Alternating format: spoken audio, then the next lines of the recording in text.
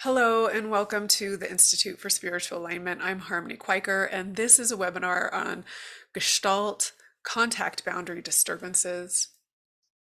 The quality of presence that we as practitioners bring to a session creates an environment where any disruption to presence becomes magnified.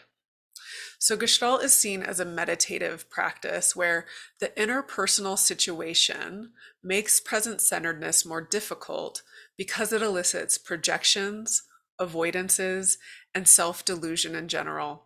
So when we think about meditating on our own, sitting on a cushion by ourselves, navigating our inner world, it's very different from being that present in contact with another person. And when we are the focus of that meditation, so in this moment, I'm speaking on behalf of the client, if we're the focus of that meditation, then any place that we aren't fully able to be present and in contact with the environment becomes magnified because of that interpersonal situation.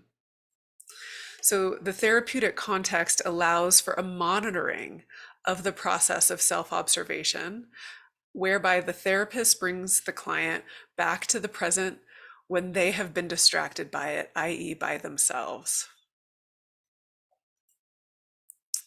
Homeostasis and homeoresis are also important concepts to know about for Gestalt and contact boundary disturbances. So homeostasis refers to a client's ability to control their internal environment to ensure stability when responding to changes in the external environment. So it's common for people to think about homeostasis as a place that we want to be, because that is how it's often talked about in sciences, finding a place of homeostasis. And it's true that homeostasis within a client is wise in that it's how they adapted to the environment. However, it becomes a rigid way of being, that homeostasis. So every movement that a client makes on the social and psychological level is a movement in the direction of finding that balance, of establishing equilibrium between their personal needs and the demands of their society. And this is a quote that comes from Fritz's book that I have linked in the module for you here. But this quote is really getting to the interplay between field theory and unfinished business. So when a client is working to create stability in their environment, internal stability, so that they can fit into their environment, it becomes a state of homeostasis within themselves, and it becomes a rigid pattern when that unfinished business is embedded there.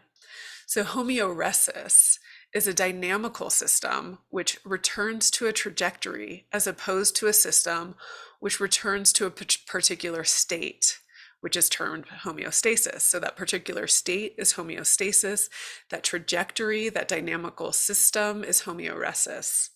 And we want our clients to discover movement in balance rather than rigid ways of being.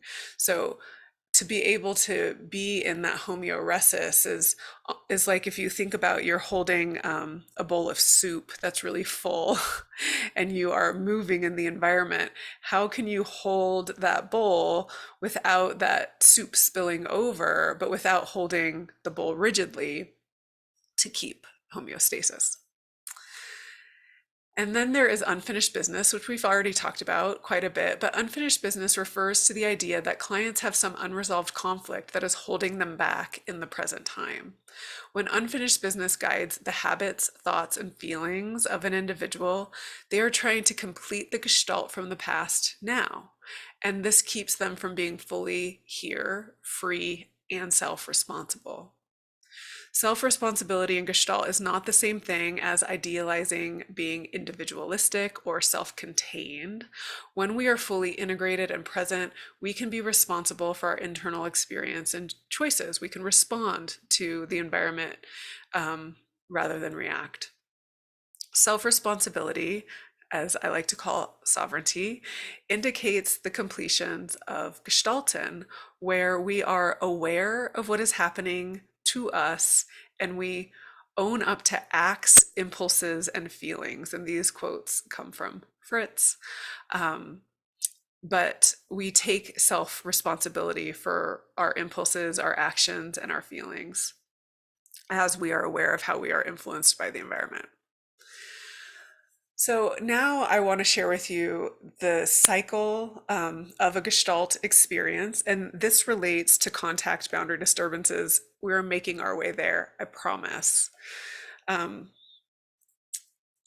So the cycle of experience begins when a restful state is interrupted, when a need arises internally, such as a fantasy or a memory, or externally, such as a threat. For this first time explaining the Gestalt cycle of experience, I'm going to use David Mann's example in his book. This is what I'm citing here. Because I think it's easy to understand. And so he talks about we're thirsty. So we're in rest, and that restful state is interrupted because we notice that we're thirsty. A need arises internally. And then we become aware of that need. That awareness arises through a blend of physical sensations, feelings, thoughts, and perceptions that seek to interpret the experience. So we become aware of that our mouth is dry. And then the sensation holds sufficient attention for the individual that awareness of that need begins to sharpen. So our mouth is dry and we know, okay, now we're thirsty. Energy is mobilized in response to this awareness and motivates us towards seeking satisfaction or fulfilling that need. So we notice our mouth is dry, we interpret that we are thirsty, and then we start to mobilize to go get a glass of water. And that energy is released through our actions, and contact is made at the boundary in order to satisfy that need. We get the glass, we fill it with water. During contact, the new experience is assimilated into our being, a new skill, a new memory, or feeling of accomplishment. We drink the water, our thirst is quenched. And when what is new or different has been assimilated and adapted, change occurs within the organism. Once the original need has been met, the individual returns to a restful state by withdrawing from the experience and closing the cycle. So that is a Gestalt cycle of experience where the full Gestalt is complete. The need wasn't interrupted. And this is a chart of that cycle. You can see it begins here. There is a sensation that arises. The awareness of the need emerges. We mobilize to get that need met. We take action. We have final contact. The completion phase happens where we are completed getting that need met, and then we withdraw and return to rest. So when a contact boundary disturbance occurs, the Gestalt cycle is interrupted. A Gestalt remains incomplete and there remains unfinished business. So at any point in that cycle, if the need isn't met, the Gestalt remains unfinished. And now this leads us to contact boundary disturbances because those needs happen at the contact boundary. So Pearls used the psychoanalytic concept of defenses to describe contact boundary disturbances. Defense mechanisms were developed by Freud and are psychological strategies that are unconsciously used to protect a person from anxiety arising from unacceptable thoughts or feelings. Contacting the environment, is in a sense forming a Gestalt. Withdrawing is either closing it completely or rallying one's forces to make closure possible. If contact is over prolonged, it can become ineffective or painful. And if withdrawal is over prolonged, it interferes with the process of life. Right? So if we withdraw and don't get the water to get that need met, it forces us to make closure. And if contact is over prolonged, like if we drink too much water, it becomes ineffective or painful. So the definition of a contact boundary disturbance is where we meet and withdraw from the environment. It's where we contact and meet, or where we withdraw and pull away from the environment. A contact boundary disturbance is a habit in which a response to avoid contact manifests in the individual's personality, even though the original circumstances under which the disturbance may have had an adaptive value are not present. So, for example, if a client was punished or threatened with punishment for speaking out as a child, even though they will not currently be punished for speaking their truth, they still act in a habitual way of retroflexion, which is a contact boundary disturbance, where they avoid contact. So the first contact boundary disturbance is introjection. And an introjection is taking in whole something from the environment, and then it lives within us undigested. So this right here is a thought that belongs to this person. This is what that person thinks, but it makes its way in to our being and lives within us unexplored and undigested, and we just simply think it belongs to us. An example of an introjection are, values that we have, ideas that we have about the world, ideas that we have about ourselves. All of us have many introjections living within us.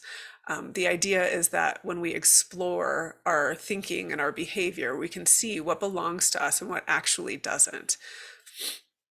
So undigested attitudes, ways of acting, feeling, and evaluating, psychology calls introjects, and the mechanism by which these alien accretions are added to the personality are called introjections.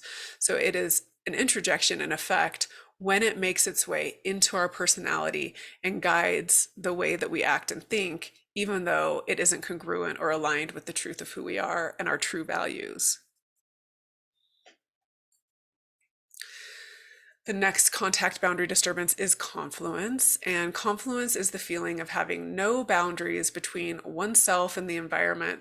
So you can see here that these two people are merged and they don't know where they end energetically and the other begins. And so it's common when somebody is in a state of confluence to want to be by themselves, because every time they're around other people, they are feeling what other people feel. It's important to remember that children are born without boundaries. We are born boundaryless, so we're all born in a state of confluence. All of these contact boundary disturbances do have positive qualities, which I'm going to go over later. But it's also very common for people who spend a lot of time in spiritual practices and philosophies and ceremonies to be in a state of confluence, which really is this beautiful state of oneness where we are all interconnected. But confluence becomes pathological when we don't have access to ourself, where we don't know who we are as a separate being, right? It's really beautiful to be in that interconnectedness.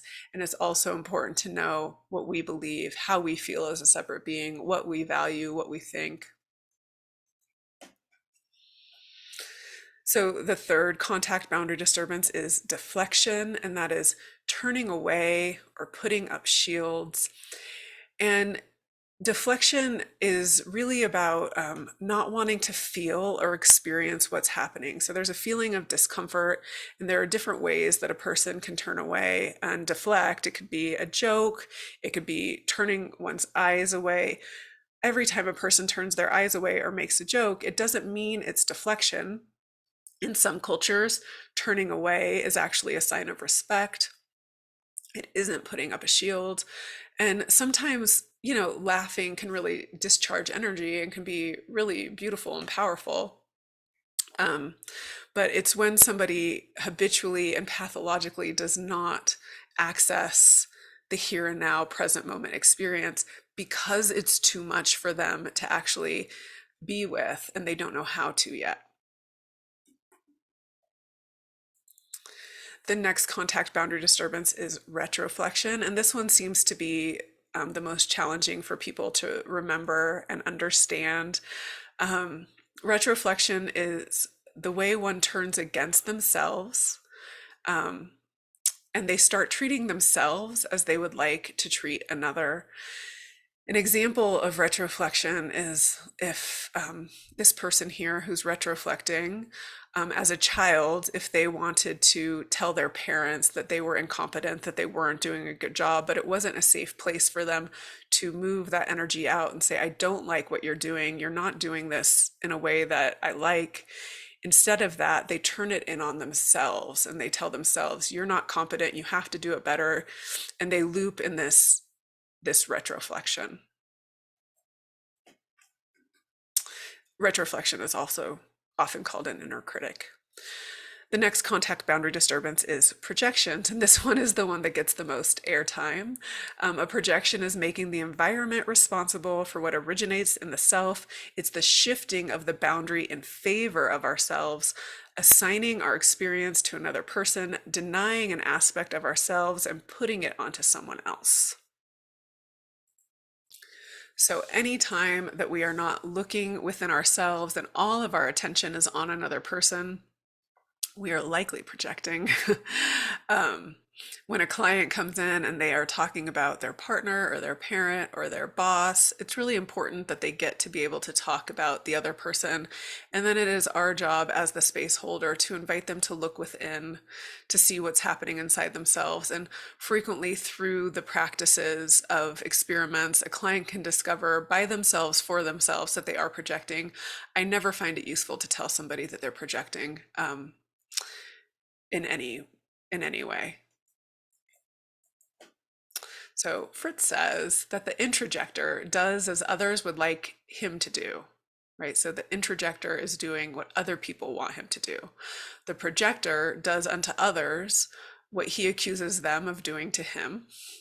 The man in pathological confluence doesn't know who is doing what to whom, and the retroflector does to himself what he would like to do with others. And so this is a chart of the cycle of Gestalt formation as they relate to contact boundary disturbances. So this is where it kind of all starts to come together. You can see we begin here before contact. In a restful state, a sensation occurs. And then there's awareness of the emerging need or impulse. And if a person turns away from that need or impulse, they deflect. And so in a highly charged situation that isn't about getting a glass of water, let's say a person is in a restful state and their caregiver becomes emotionally activated and acts in a way that is volatile, and the child feels afraid. The child might become aware of that emerging need or impulse, the feelings within themselves, but those feelings might be too much. And so they turn away from those feelings instead of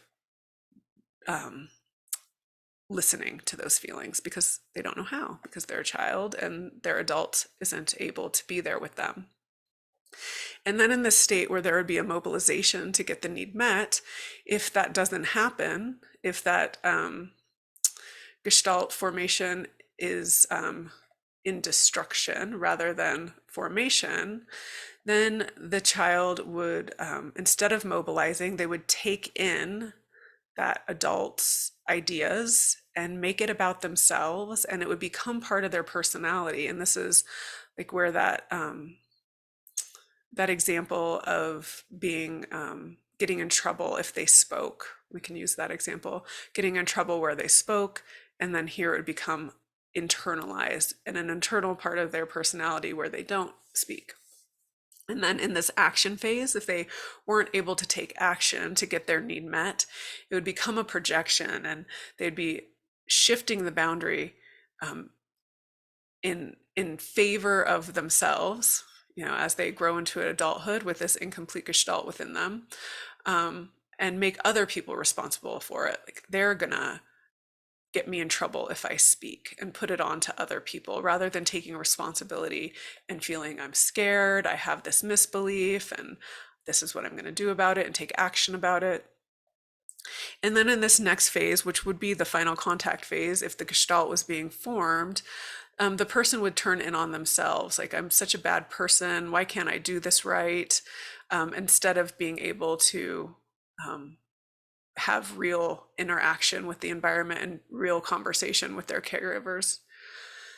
And then there is the completion phase, but here the completion does not happen. And so there's dissatisfaction. And then the person goes back to rest, and this becomes the state of confluence where they don't know where they end and the other person begins.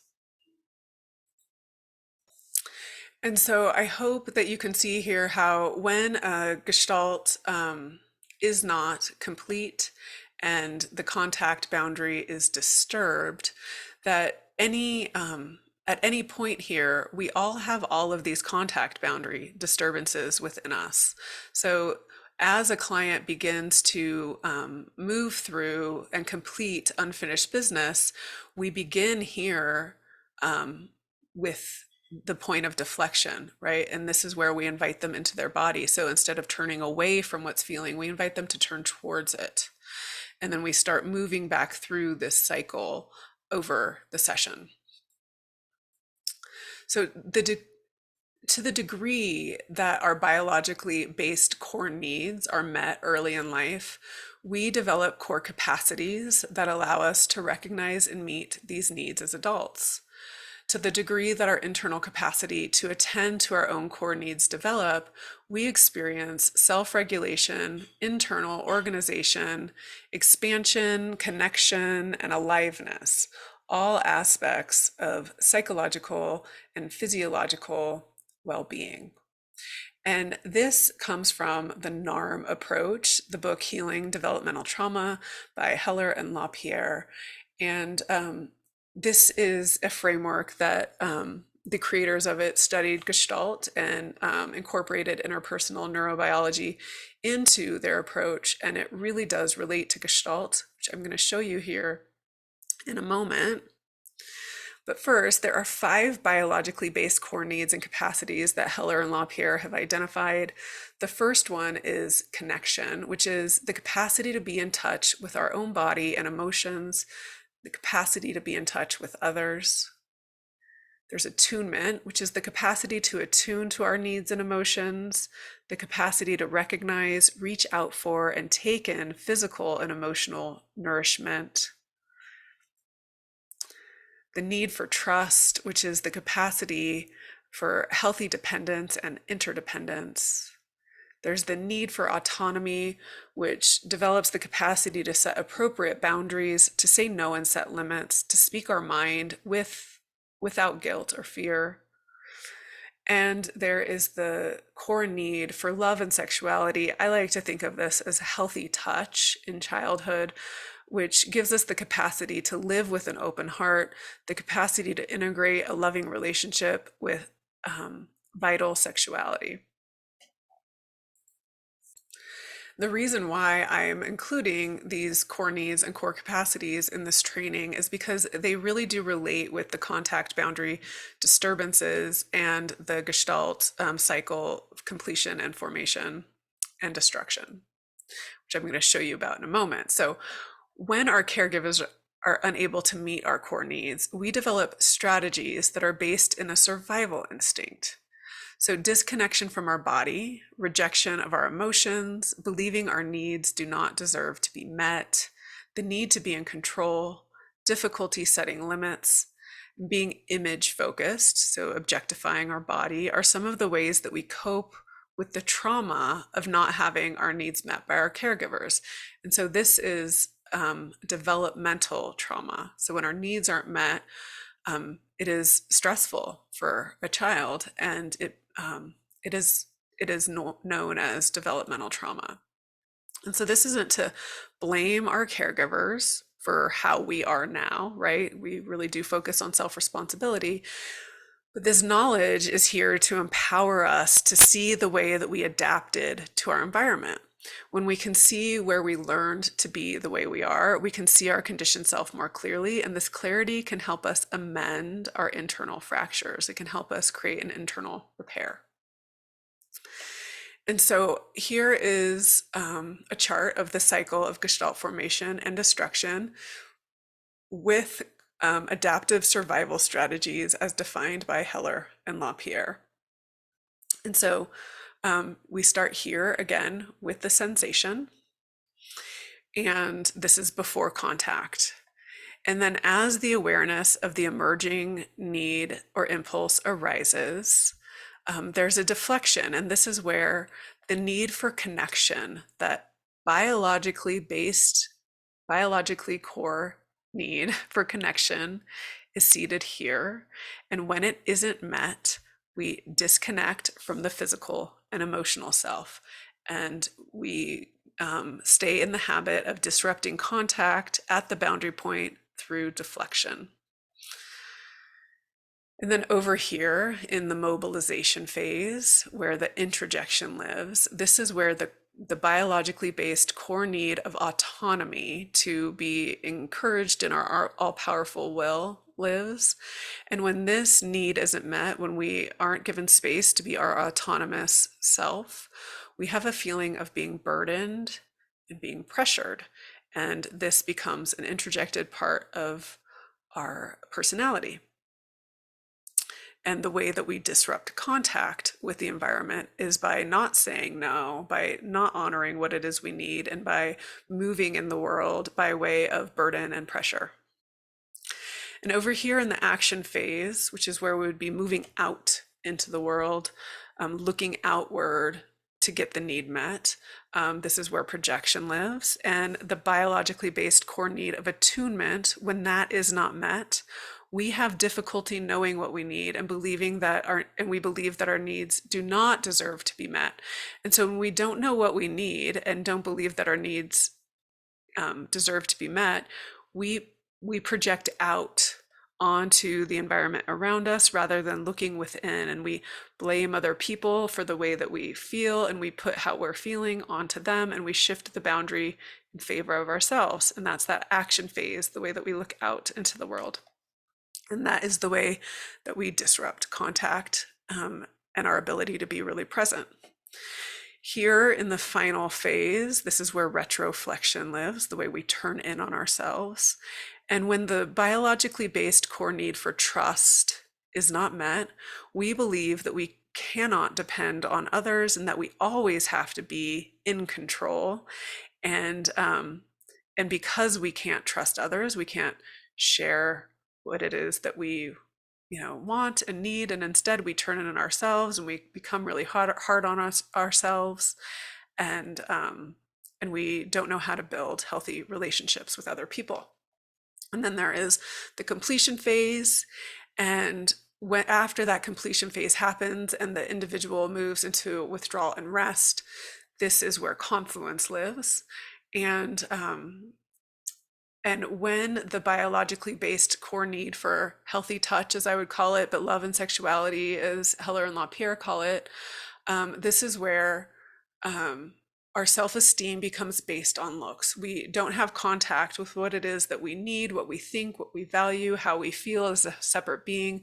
We merge with other people, and in our intimacy, we don't have full contact with ourselves. And so we tend to have our value based on how we look. And that is where our self-esteem is valued, because our esteem isn't valued in who we truly are, because we don't have a sense of self. Oops, sorry. I did not mean to move forward. I just want to give you another moment to just look at that chart. I created it because I really do think that this can help us to understand the way that contact boundary disturbances begin and how they look in our lives in a really practical way.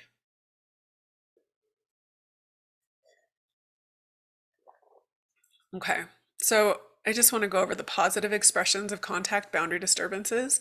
Each contact boundary disturbance has a positive expression, and once the Gestalt formation is complete, once we move through all of that unfinished business, we all have greater access to the positive expressions. So the positive expression of an introjection is being able to consider other people's opinions, right? When we are having an introjection in a pathological way, as Fritz would call it. We just take in other people's opinions. But the positive expression of that is actually caring about what other people think and being curious.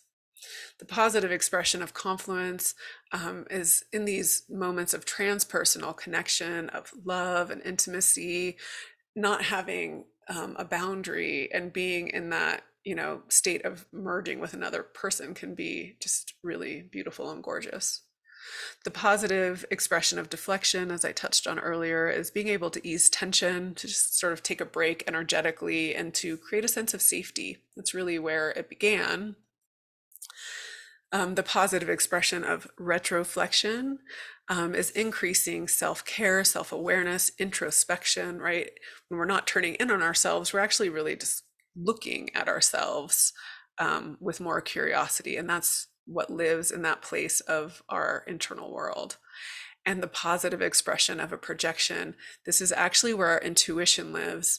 And it's where we sense something about someone else. And I actually think this is why projections can be really confusing for people, is because intuition also lives here. And for those of us who are really intuitive and can see people really clearly, the way to be able to differentiate between a projection and intuition is the degree to which we are emotionally activated. If we're emotionally activated, there's something inside of us that is unfinished from the past. And if we're regulated and in contact with ourselves and really meeting somebody at the boundary point, what we're seeing in them is really an intuition. And our ability to hold what we're seeing loosely and to be curious about if that fits for them is also an indicator that it's intuition and not a projection. So in summary, homeostasis refers to a client's ability to control their internal environment to ensure stability when responding to changes in the external environment. When unfinished business guides the habits, thoughts, and feelings of an individual, they're trying to complete the gestalt from their past now, and this keeps them from being fully here, free, and self-responsible. The contact boundary is where we meet and withdraw from the environment. And then I'll leave you with this quote from Fritz: the introjector does as others would like him to do. The projector does unto others what he accuses them of doing to him. The man in pathological confluence doesn't know who is doing what to whom, and the retroflector does to himself what he would like to do with others.